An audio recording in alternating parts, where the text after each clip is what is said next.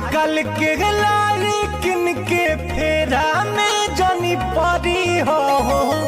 आजकल के हाँ देख के तोहर ब्यूटी मन में काटे चूटी, सटल सटल कपड़ा में कैले बाडू पैक। बॉबी तोहर बैक करे दिल पर अटैक। होठों से होठों पे कोई निशानी तू दे जा मुझसे ही मुझको ओ यारा चुरा के तू ले जा बनो। इतनी रोशनी क्यों है मोहल्ले में, वो नजर आई है क्या? इतनी रोशनी क्यों है मोहल्ले में, वो नजर आई है क्या? और तुम इतना खुश क्यों हो रही हो, मेरे मरने की खबर आई है क्या?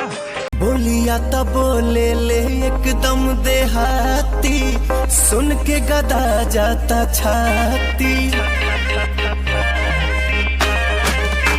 2 दिन से पागल बनौले बहम। भूल जाए जान जौन हमनी में भाईल।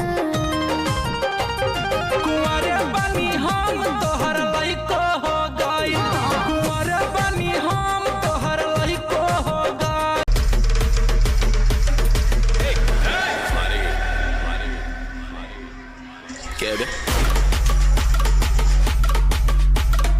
सबसे नीक बाटे सहिया किसानी, खुशी बाटे रउआ घरवे में बहानी।